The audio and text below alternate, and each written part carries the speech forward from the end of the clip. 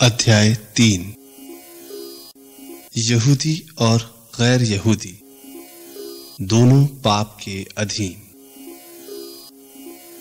तो दूसरों की अपेक्षा यहूदी को अधिक क्या मिला और खतने से क्या लाभ? हर प्रकार से बहुत कुछ। सर्वप्रथम यहूदियों को ईश्वर की वाणी सुनाई गई है। यदि यहूदियों में कुछ अविश्वासी निकले तो क्या हुआ? क्या उनका अविश्वास ईश्वर की सत्य प्रतिज्ञता नष्ट कर देगा? कभी नहीं। भले ही प्रत्येक मनुष्य झूठा निकल जाए, किंतु ईश्वर सत्य प्रतिज्ञ है, जैसा कि लिखा है, तेरे निर्णय सही प्रमाणित होंगे और इनकी जांच होने पर तू विजयी होगा। यदि हमारा अन्याय ईश्वर की न्याय प्रियता प्रदर्शित करता है, तो मैं ये मानवीय तर्क के अनुसार कह रहा हूं, क्या ईश्वर अन्याय नहीं करता जब वो हमें दंड देता है? कभी नहीं। यदि ईश्वर अन्यायी होता तो वो संसार का न्याय कैसे कर सकता? यदि मेरी असत्यवादिता ईश्वर की सत्य प्रियता और उसकी महिमा को बढ़ावा देती है, तो पापी की तरह मेरा न्याय क्यों किया जाता है? यदि ऐसी बात है तो हम बुराई क्यों ना करें जिससे भलाई उत्पन्न हो? कुछ लोगों के अनुसार जो मुझे बदनाम करना चाहते हैं, मेरी शिक्षा यही है, ऐसे लोग दंडाज्ञा के योग्य हैं। तो क्या हम यहूदियों की कोई श्रेष्ठता नहीं? एकदम नहीं। हम इसका उल्लेख कर चुके हैं कि सब, चाहे यहूदी हों या यूनानी, पाप के अधीन है, जैसा कि लिखा है, कोई भी धार्मिक नहीं रहा, एक भी नहीं, कोई भी समझदार नहीं, ईश्वर की खोज में लगा रहने वाला कोई नहीं। सभी भटक गए, सब समान रूप से भटक गए हैं। कोई भी भलाई नहीं करता, एक भी नहीं। उनका गला खुली हुई खबर है, उनकी वाणी में छल कपट और उनके होठों के तले सांप का विष है। उनका मुंह अभिशाप और कटुता से भरा है। उनके पैर रक्तपात करने दौड़ते हैं। उनके मार्ग में विनाश है और विपत्ति। वे शांति का मार्ग नहीं जानते और ईश्वर की श्रद्धा उनकी आंखों के सामने नहीं रहती।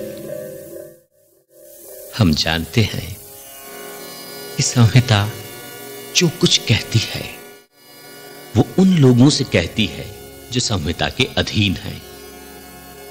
इस प्रकार कोई कुछ नहीं कह सकता और ईश्वर के सामने समस्त संसार दंड के योग्य माना जाता है, क्योंकि संहिता के कर्मकांड द्वारा कोई भी मनुष्य ईश्वर के सामने धार्मिक नहीं माना जाएगा।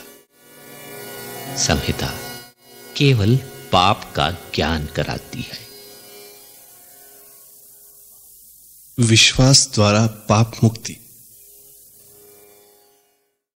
ईश्वर का मुक्ति विधान, जिसके विषय में मूसा की संहिता और नबियों ने साक्ष्य दिया था, अब संहिता के स्वतंत्र रूप में प्रकट किया गया है।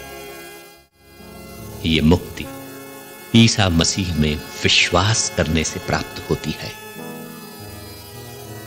अब भेदभाव नहीं रहा। यह मुक्ति उन सबों के लिए है जो विश्वास करते हैं, क्योंकि सबों ने पाप किया और सब ईश्वर की महिमा से वंचित किए गए। ईश्वर की कृपा से सबों को मुफ्त में पाप मुक्ति का वरदान मिला है, क्योंकि ईसा मसीह ने सबों का उद्धार किया है। ईश्वर ने चाहा कि ईसा अपना रक्त बहाकर पाप का प्रायश्चित करें और हम विश्वास द्वारा उसका फल उत्पन्न करें। ईश्वर ने इस प्रकार अपनी न्यायप्रियता का प्रमाण दिया क्योंकि उसने अपनी सहनशीलता के अनुरूप पिछले युगों के पापों को अनदेखा कर दिया था। उसने इस युग में अपनी न्यायप्रियता का प्रमाण देना चाहा, जिससे यह स्पष्ट हो जाए कि वो स्वयं पवित्र है और उन सबों को पाप मुक्त करता है जो ईसा में विश्वास करते हैं। इसलिए किसी को अपने पर गर्व करने का अधिकार नहीं रहा। किस विधान के कारण यह अधिकार जाता रहा? ये कर्मकांड के विधान के कारण नहीं, बल्कि विश्वास के विधान के कारण हुआ, क्योंकि हम मानते हैं कि मनुष्य संहिता के कर्मकांड द्वारा नहीं, बल्कि विश्वास द्वारा पाप मुक्त होता है।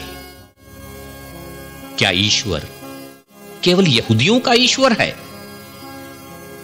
क्या वो गैर यहूदियों का ईश्वर नहीं? वो निश्चय ही गैर यहूदियों का भी ईश्वर है, क्योंकि केवल एक ही ईश्वर है जो खतने वालों को विश्वास द्वारा पाप मुक्त करेगा और उसी विश्वास द्वारा बेखतने लोगों को भी। तो क्या हम अपने विश्वास द्वारा संहिता को रद्द करते हैं?